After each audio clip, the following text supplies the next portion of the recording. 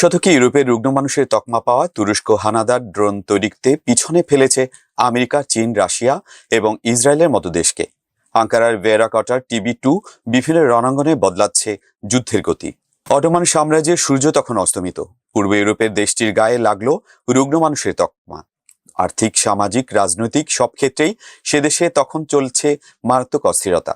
সেই জায়গা থেকে উঠে দাঁড়ালো বসফরাস প্রণালীর তীরের ওই রাষ্ট্র। ফৌজি হানাদার ড্রোন বানিয়ে আমেরিকা, রাশিয়া, চীন সহ গোটা বিশ্বকে তাক লাগিয়ে দিয়েছে তারা। একরকম খাদের কিনারা থেকে ঘুরে দাঁড়ানো দেশটি হলো এশিয়া মাইনরের তুরস্ক। 19 শতকে যাকে ধর্তব্যের মধ্যেই রাখেনি ব্রিটেন, ফ্রান্স, জার্মানি বা রাশিয়ার মতো ইউরোপের প্রবল প্রতাপশালী দেশগুলি। 20 শতকের মধ্যভাগে আমেরিকা এবং রাশিয়ার মধ্যে চলা শীতল যুদ্ধ এ সময়ও তুরস্কের নাম সেভাবে কাউকে নিতে দেখা যায়নি। কিন্তু 21 শতকে পা দেওয়ার পর নতুন করে সামরিক শক্তি বাড়াতে শুরু করে কামাল আতাতুর্কের দেশ। জোর দেয় মানবহীন উরুক্কো যান নির্মাণে, যার পোশাকি নাম ড্রোন। গত শতাব্দীর 90-এর দশকের শেষ দিকে এ ব্যাপারে ইহুদিদের সাহায্য চেয়েছিল তুর্কি যোদ্ধারা। উন্নত ফৌজি ড্রোন তৈরি করে দুনিয়ায় প্রথমবার চমকে দিয়েছিল ইসরায়েল। শত্রুতা ভুলে পশ্চিম এশিয়ার সেই ইহুদি রাষ্ট্রের থেকে মানবহীন উরুক্কো যান কেনার আগ্রহ ছিল তুরস্কের। সব যখন প্রায় ঠিক, তখনই বাদ সাধল ইসরায়েলের দেয়া শর্ত। ফলে বাতিল হয় ওই ড্রোন চুক্তি। সেনা ড্রোন বিক্রির ক্ষেত্রে ইসরায়েল শর্ত দিয়েছিল তাদের ফৌজিরাই সেগুলিকে পরিচালনা করবে, কারণ মানবহীন এই হাতিয়ার আকাশে ওড়ানোর মতো ক্ষমতা বা প্রশিক্ষণ নেই তুরস্ক বাহিনীর। এহেন শর্তে আঙ্কারার গায়ে যে জ্বলুনি হবে তা বলাই বাহুল্য। বাস্তবে হয়েছিল তাই। ইসরায়েলের সঙ্গে চুক্তি ভেঙে যাওয়ার পরই ঘরের মাটিতে সামরিক ড্রোনের হাব তৈরির পরিকল্পনা করে ফেলে তুরস্ক, যাতে মিশেছিল ইহুদিদের অপমানের মুখের মতো জবাব দেওয়ার প্রতিজ্ঞা। সেখানকার প্রযুক্তিবিদ ও প্রতিরক্ষা বিজ্ঞানীদের প্রচেষ্টায় কয়েক দশকের মধ্যে সবাইকে ছাপিয়ে যায় ইউরোপ এশিয়ার সঙ্গমস্থলের এই দেশ। সম্প্রতি তুরস্কের সামরিক ড্রোন নিয়ে এই রিপোর্ট প্রকাশ করে centre for a new American security CNAS নামের একটি সংস্থা। সেখানে বলা হয়েছে, ফৌজি ড্রোনের ব্যাপারে আমেরিকা, চীন ও ইসরায়েলের থেকে কয়েক যোজন এগিয়ে রয়েছে আঙ্কারা, যা যে কোনো যুদ্ধের গতি ঘুরিয়ে দিতে পারে। রিপোর্টে আরও দাবি করা হয়েছে, 2018 সালে আমেরিকা, চীন ও তুরস্ক যৌথভাবে 40টি দেশে 69 ধরনের হাতিয়ার যুক্ত ড্রোন বিক্রি করেছিল।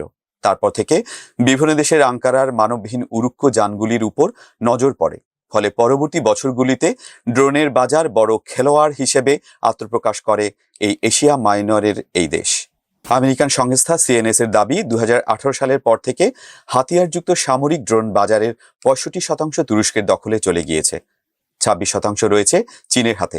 সেখানে আমেরিকা ড্রোন বাজারে জায়গা পেয়েছে মাত্র 8%। তুরস্কের ড্রোনের চাহিদা বৃদ্ধির নেপথ্যে মূল কারণ হিসেবে এর সস্তা দরকে উল্লেখ করা হয়েছে। দ্বিতীয়ত, ড্রোনগুলোর রক্ষণাবেক্ষণ এবং যুদ্ধের সময়ে হামলার পদ্ধতিও খুবই সরল, যা ফৌজি জেনারেলদের সহজেই আকৃষ্ট করেছে। আঙ্কারা নির্মিত ড্রোনগুলির মধ্যে আবার ভেরাকটার TB2 এর চাহিদা সবচেয়ে বেশি। 2022 সালে 6টি নতুন দেশকে যা বিক্রি করেছে প্রেসিডেন্ট রিচেপ তাইপ এরদোগান সরকার। সূত্রের খবর, এশিয়া এবং ইউরোপের আরও কিছু দেশ এই মানবহীন উরুক্কো যানগুলি কেনার ব্যাপারে আগ্রহ প্রকাশ করেছে।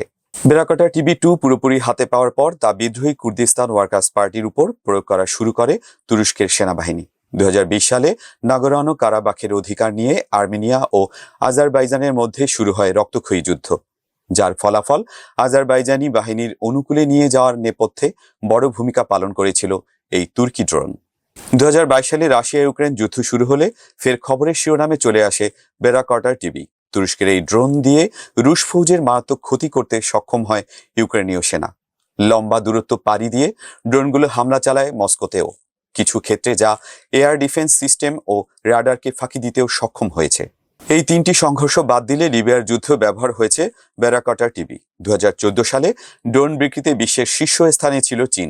নাগরানো কারাবাখের যুদ্ধের পর 2021 সালে সেই জায়গা ছিনে নেয় তুরস্কের ভেরাকটার TB, আর অনেকটা পিছিয়ে পড়ে আমেরিকা, রাশিয়া এবং ইসরায়েল।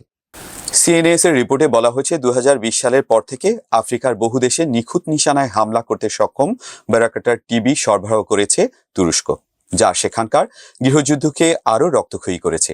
বিষয়টি নিয়ে রিপোর্টে উদ্বেগ প্রকাশ করেছে আমেরিকার ওই সংস্থা। প্রতিরক্ষা বিশেষজ্ঞদের দাবি, তুরস্কের এই ভেরাকটার TB ড্রোনটিকে পছন্দ করে আমেরিকার তৈরি শক্তিজোট নেটোভুক্ত রাষ্ট্রগুলিও। চলতি বছরের সেপ্টেম্বর পর্যন্ত ইউরোপিয়ান ইউনিয়নের 4টি এবং নেটোর 6টি দেশের অস্ত্রাগারে এই ড্রোন আছে বলে জানা গিয়েছে।